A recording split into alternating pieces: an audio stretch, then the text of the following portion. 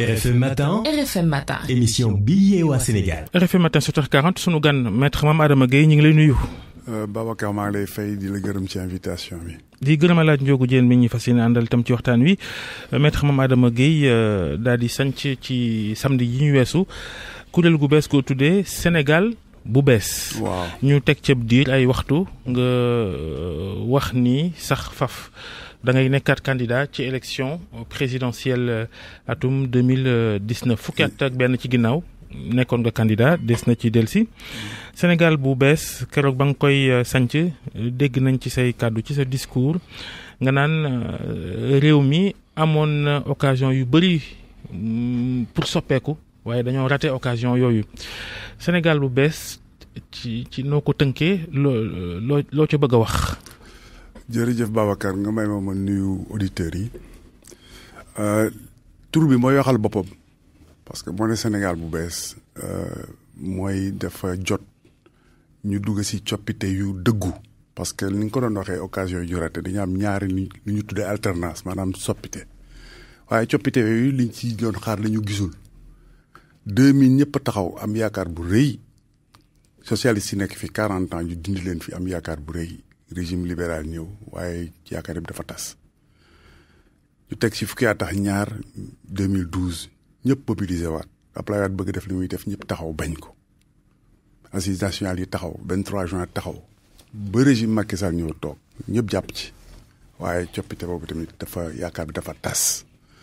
moo tax ñu ne dafa jot ñu dugg nag ci coppite dëgg moo tax ñu ne Sénégal bu bees la voie du véritable changement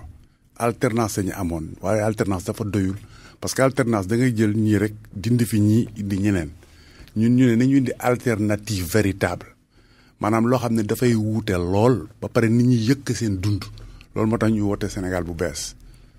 mais 2007 Babacar wax na ko sànq nekkoon nga candidat élection présidentielle candidat indépendant mais gi jële woo fa lu bëri daanaka ci ñu mujjee nga bokkoon tey jii même projet de société bi 0,40%. waaw 0,40% daanaka ci ndaare yi 11e sur 15 candidats. presque ci ndaare yi tey jii nii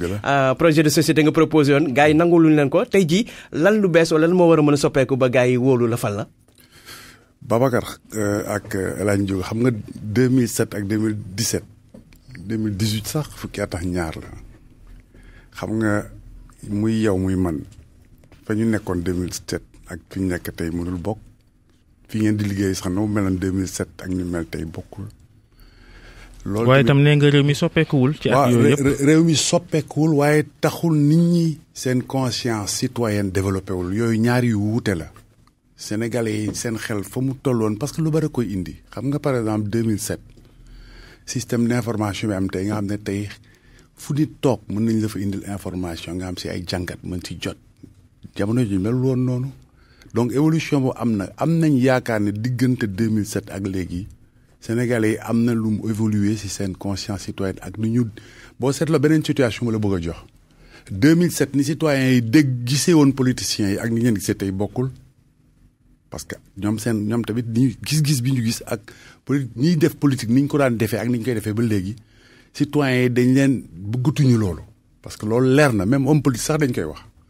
moo tax situation yi bokkul du ñu mën a comparer moo tax man ma yaakaar ne te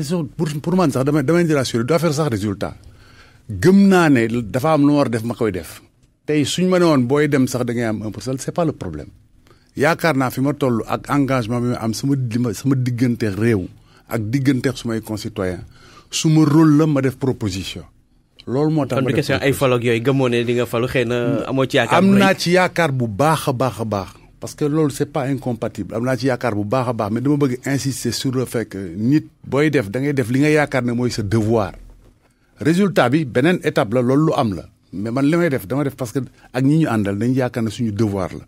te du lu bees parce que dama ci taxaw depuis ñaar fukki at ak juróom li may def du lu bees moo tax ma yaakaar ne fii ñu toll am na lu tax may jóg di ko def depuis ñaar fukki at ak juróom ba léegi loolu c'est pertinent moo tax ma ne te mu am leen lu si nekk dafa am lu ñu xeex fii muy assise nationale ñu xeex fi 23 juin ñiñ ko doon xeexal dugg gouvernement bi li ñu fa doon defee ñu fàtte ko teg ko fee liggéey boobu nag ñun tamit dañ ne liggéey boobu warul yàqu parce que mënuloo dajale kàngamu réew mi citoyens réew mi toutes les forces vives de la nation réfléchir loo leen ñu assise nationale ñu génn si xalaat yu rafet nga dem pouvoir jël sànni teg fee loolu tamit ci motivation. loolu mooy problème mu sénégalais yi ci ñi nga xam ni dañuy laaj ñu jox leen réew mi ba fii ba Sénégal de Sénégal ba léegi ñi fi falu ñëpp lañ waxoon ne bu ñu leen falee dañ koy def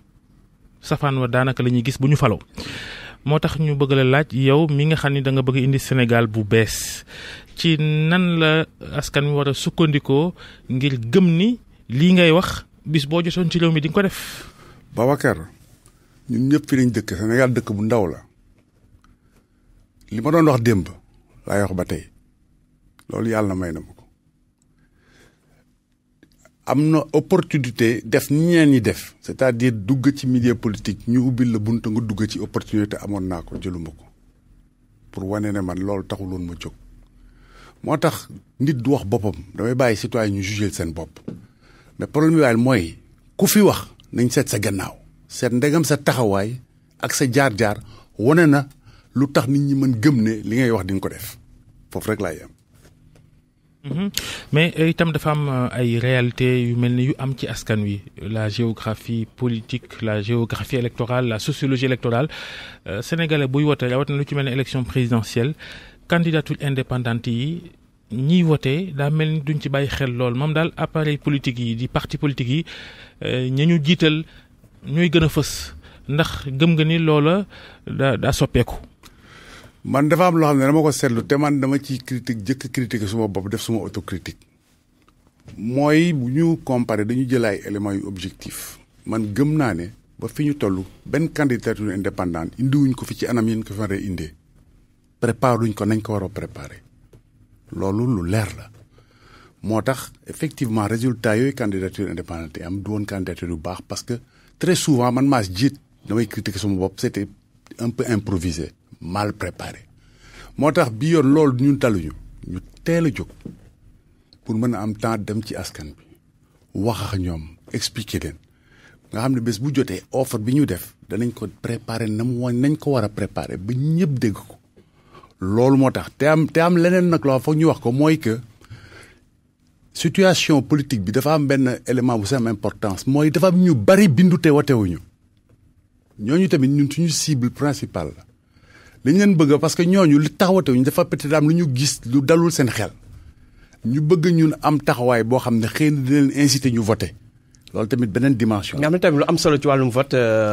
ci vote mooy vote utile par exemple nit mën na la wóolu nga nekkoo ak yooyu mais mu ne kii de même bu ma ko voté tamit yàq vote la naa seet koo xam te ne mën na gagné loolu tamit nekk na paramètre boo xam te ne da ciy joué. Sénégalais yi di ci war a seet fan la seen intérêt nekk xam nga ne bu ma voté laaj ñu jógu mu gagné foog ma woteel ko loolu du façon bu ñu war a wotee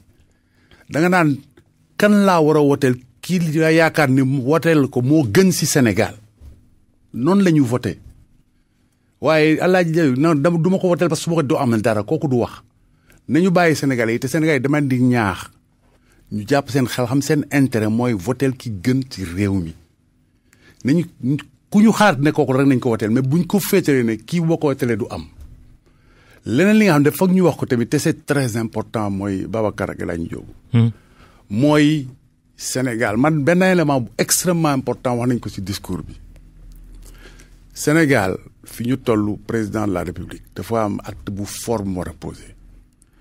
parce que ñu ngi nekk ci situation de violation continue des droits des citoyens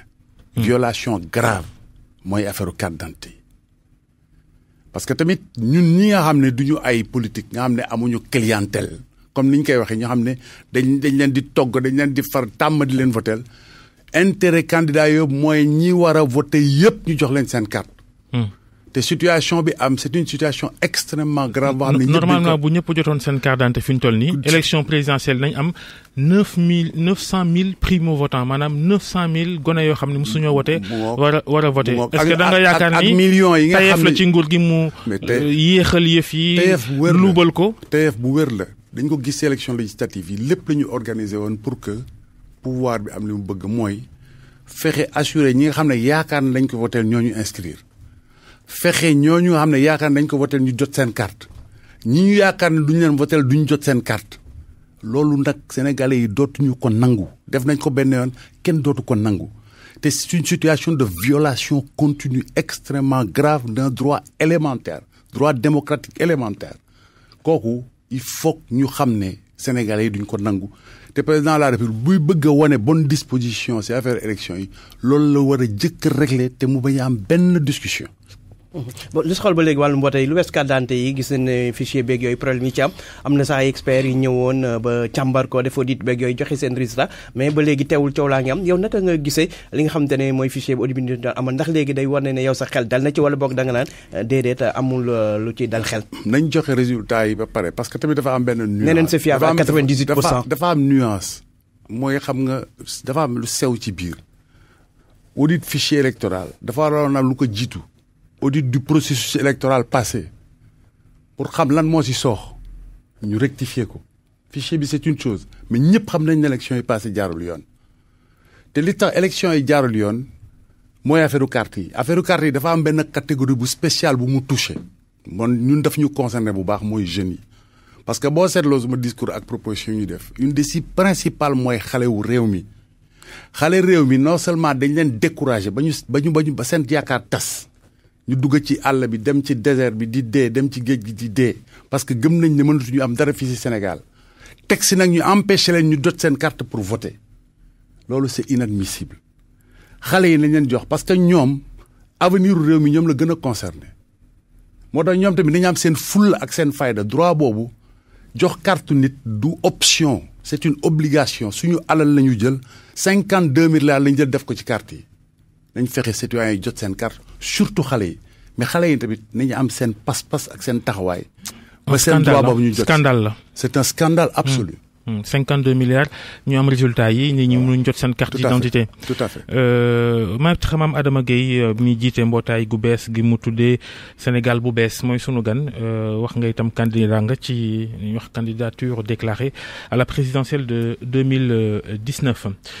ci wàllu li nga bëgg a indi lu bees tey jii wax nga wàllu état de droit ci wàllu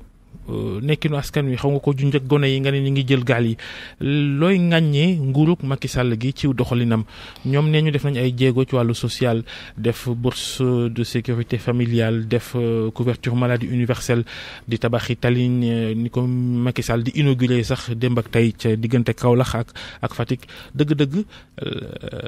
loo koy ŋàññee moom Macky Sall ak ñi mandal. boo jëlee inauguration yi sànq dama dégg seen éléments yi ñu ne. inauguration route réhabilitée tali bu ñu defaraat lu ñu ci inauguré xam nga dañu war xam état ak kilifa réew fan la war a toll inauguration tali waru nekk préoccupation président waru nekk c'est-à-dire ça dans le cours normal des choses yokka tali réew mu manqué tali loolu mais tali bu yàqu woon wala fu tali amul woon ñu fexe ba mu am tali nit ñi mais lu baax koy xaar am ko non lu baax la non dama ne lu baax la mais mooy yow comme yow joxe dépense kër rek loolu dafa normal loolu amul du ndam seen liggéey la ku ñu jox réew jox la alal ngay defar tali yi nit ñi war a jaar mais kooku c'est élémentaire pour wane ne dañu war a féete feneen gis nga Babacar li ngay posé question man du question ngaañaar damay xool situation Sénégal yi ñu dund. ci sur le plan social li ma doon sur le plan social Sénégal li ñu dund xam nañ ko. gis nga li nga wax yëpp ay lu ñu dañu faj ay jàngoro. CMU baax na waaye tamit nañ. wàññi courant wàññi ñam wi ñuy jëfandikoo. déet ñam bi discussion la lan la ñu wàññi si ñam yi kooku dañ koy seet xam nga nañ ne inflation bi taux bi ay 2% 3%. maanaam yow yëpp dañu yor yokkute gi. man yow yëpp dañu yor kër. bés bu nekk xam nañ ne li yokk ci réew mi ëpp na 2% mais kooku beneen affaire la. nañu seet nit ñi ni ñu dund bés bu nekk ñun ñëpp ay sénégalais lañu. jafe-jafe sénégalais yëpp ko yëg parce que bés boo xëyee da ngay day jax ñu nekk si diggante donc. yooyu solution yooyu di faj baax na di essayer par exemple ñu ne bourse familiale lu baax la d'une certaine mesure waaye ni ko chinois yi waxee booy jàngal nit da nga koy jox nu muy jàngee da nga koy jàng mu nappal boppam. 40 milliards ak yu tegal yi ñu ci def ak mu jot. mënoon nga ni. da nga koy jàngal mu nappal boppam. waaye bés bu ne nga jox ko jën kooku ce n'est même pas dignitéem sax respecté wuloo ko te mënoo ko matal. te si yenn anam la ñu jëlee jox Samba bourse familiale duñu jox Demba bourse familiale. ba ñu bari sax dañuy ragal ne politique daf ko lal loolu lu mat bàyyi xel la 40 milliards yooyu am na daneen loo xam ne ñu ne social la te dañ ko war a xool parce que tamit du lu baax en réalité mooy lan li ñu naan entrepreneur rapide jël nañ suñu 30 milliards dugal ko foofu loolu cagnotte électorale la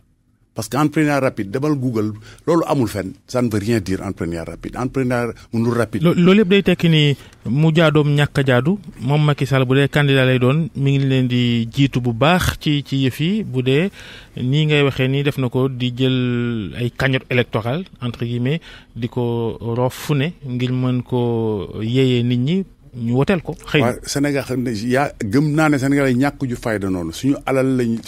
lañu jël du alalu Macky Sall budget Sénégal lañu jël kuñ ko jox mën nga ko jël waaye war nga am fulla ak fayda booy voté nga seet lan mooy intérêt réew mi waroon nangu ñu lay jënd.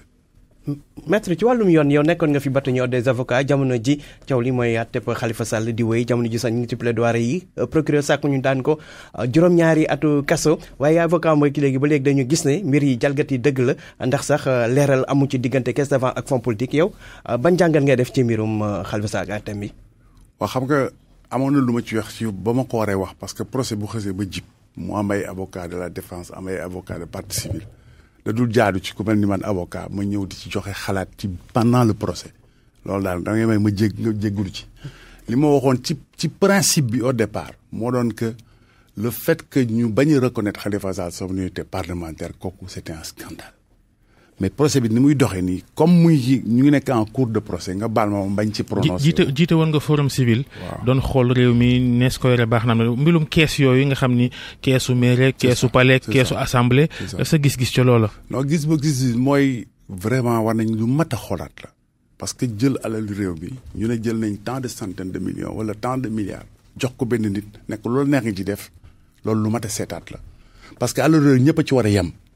xam nga yow tey suñu ma joxee xaalis bi man ma yor 50 millions ñu ne ku la neex nga jox Pape nga ñëw ma jox wala Babacar kenn ñëw du ma ko jox dafa équitable nañu jël alal bi ñu teg ko ci anam yoo xam ne dañ koy joxe dans des conditions transparentes et équitables ñëpp yem ci. maanaam ñu organiser ko est-ce que ñu def loi peut-être pour organiser ko. organiser affaire u fonds politique. loolu lu am solo la. Sénégal bu bees mooy sa mbootaay gi nga sos laata loolu yaa ngi woon ci Sénégal bi ñu bëgg. bi ñu jibee ci législatif yi wala xaw ma bañ ca génnee nga ni bokkatoo foofa lu waral dogoo gi. waroo gis-gis. waaw waroo gis-gis ñàkk a déggoo ci ay gis-gis. te comme nag ay xarit lañu ñu tàggoo si jàmm ak salaam rek. ku nekk dem. 2007 nga nekkoon candidat présidentiel. 2012 am na élection présidentielle bokkoo ca nga ni da ngay bokk 2019 lu la tere woon bokk ci 2012 googu yaakaaroon que kii wuutu Laay Wàdd dina doxal wala. waaw gëmoon naa ko maa ngi woon ci processus boobu Macky Sall bii ñun ñoo doon taxaw place de l'Obélisque ak moom. M23 ak M23 di xeex. parce que gëmoon nañ amoon na dynamique bu positive boo xam ne mënoon na soppi réew mi loolu moo taxoon yaakaar woon mu am njëriñ ma ci présenté. ànd nga ci hashtag boobu di nekk sur réseaux sociaux yi Macky liggéeyul. loolu laa gëm ànd naa ci. Maître Mamadou Gueye jërëjëf ñu lay gërëm ci teewaay bi gërëm El Hadj Ndiogou Diène mbokk yi RFM matin 7h58. RFM matin. RFM matin. émission bi yee waa Sénégal.